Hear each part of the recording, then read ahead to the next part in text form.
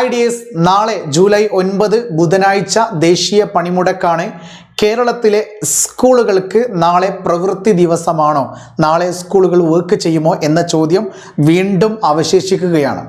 ഇപ്പോൾ ഇതാ കോളേജ് ഭാഗത്ത് വന്നിരിക്കുന്ന മാറ്റമാണ്. നാളെ ദേശീയ പണിമുടക്ക് പ്രഖ്യാപിച്ച സാഹചര്യത്തിൽ കാലിക്കറ്റ് സർവകലാശാലയിലും കണ്ണൂർ സർവകലാശാലയിലും നാളെ നടത്താനിരുന്ന എല്ലാ പരീക്ഷകളും മാറ്റിവെച്ചിരിക്കുകയാണ്.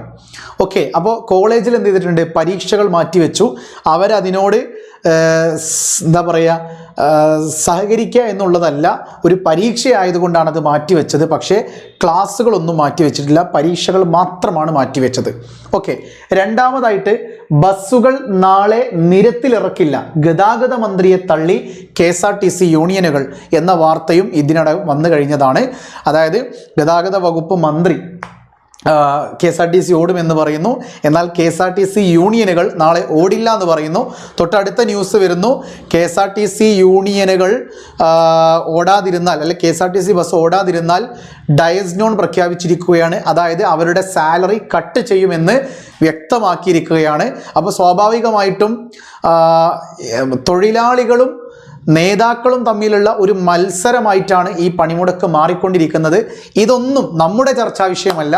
നമ്മുടെ ചർച്ചാ വിഷയം എന്ന് പറയുന്നത് കേരളത്തിൽ ഈ ഒരു പണിമുടക്ക് സ്കൂളിനെ ബാധിക്കുമോ എന്നുള്ളതാണ്. ഏറ്റവും അവസാനമായിട്ട് വന്ന് നോക്കിക്കേ, പണിമുടക്കിനെ കേരളത്തിൽ ബന്ദാക്കി മാറ്റിയിട്ടുണ്ട്.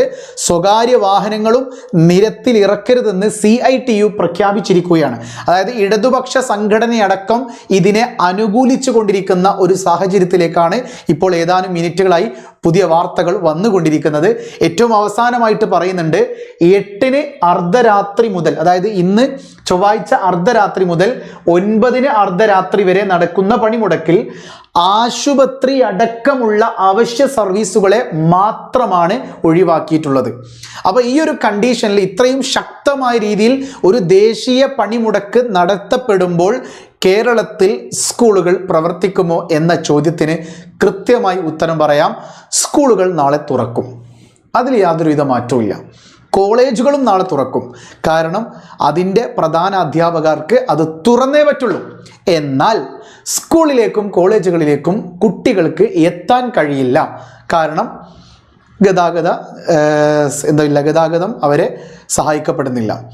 2 പ്രധാന അധ്യാപകർ മാത്രമല്ലല്ലോ, മറ്റെല്ലാ സ്റ്റാഫുകൾക്കും, ഇപ്പോൾ നിങ്ങളുടെ അസിസ്റ്റൻറ്റ് പ്രൊഫസേഴ്സ് ആവട്ടെ, ഹയർ സെക്കൻഡറി ടീച്ചേഴ്സ് ആവട്ടെ, ഹൈസ്കൂൾ ടീച്ചേഴ്സ് ആകട്ടെ, ചെറിയ കുട്ടികളാവട്ടെ, ഇപ്പോൾ ബസ്സിൻ്റെ ഡ്രൈവർ ഈ സമരത്തെ അനുകൂലിക്കുന്ന ഒരാളാണെങ്കിൽ സ്വാഭാവികമായിട്ടും ആ ബസ് ഓടില്ല, കുട്ടികളെ വീട്ടിൽ നിന്ന് കൊണ്ടുവരാൻ കഴിയില്ല. അപ്പോൾ കുട്ടികൾക്കും അതുപോലെ തന്നെ ചില അധ്യാപകർക്കും സ്കൂളിലേക്കും കോളേജിലേക്കും എത്താൻ പ്രയാസകരമായിരിക്കും.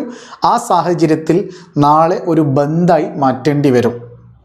അപ്പോൾ സ്കൂളുകളൊക്കെ തുറക്കും, അറ്റൻഡൻസ് എടുക്കും, ആബ്സെൻ്റ് ആയവരെ ആബ്സെൻ്റ് മാർക്ക് ചെയ്യും. ഇതാണ് നാളത്തെ അവസ്ഥ എന്ന് പറയുന്നത്. ഇനി ഏതെങ്കിലും അൺഎയ്ഡഡ് ഒക്കെ ആയിട്ടുള്ള സ്കൂളുകളാണെങ്കിൽ അവർക്ക് വേണമെങ്കിൽ എന്ത് ചെയ്യാം, നാളത്തെ ക്ലാസ്സൊക്കെ സൂം മീറ്റിംഗ് വഴിയൊക്കെ ആക്കാം, അതും പറയാൻ പറ്റൂല.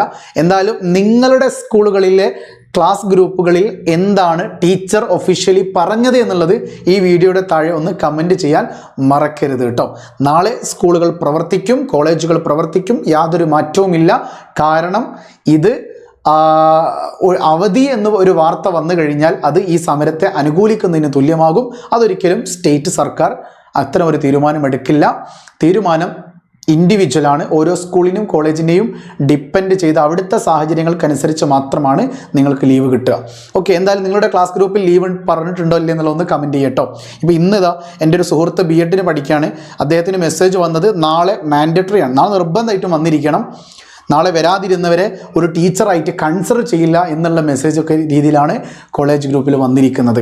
കാരണം നാളെ എന്താണ്, ദേശീയ പണിമുടക്കാണ്, പക്ഷേ എത്തട്ടെ എന്ന രീതിയിലൊക്കെയാണ് മെസ്സേജുകൾ വരുന്നത്. എന്തായാലും സ്കൂൾ ബസ് ഓടുന്നുണ്ടെങ്കിൽ സ്വാഭാവികമായിട്ടും ആ സ്കൂളിൽ ക്ലാസ് ഉണ്ടാവാനാണ് സാധ്യത കൂടുതൽ. നിങ്ങളുടെ സ്കൂൾ എന്താണ് പറയുന്നത് എന്നുള്ളത് ഒന്ന് കമൻറ്റ് ചെയ്യട്ടോ. വീണ്ടും കാണാം. It's me MS from MS solutions. ഇനി എന്തിന് വേറെ സൊല്യൂഷൻസ്. ബൈ.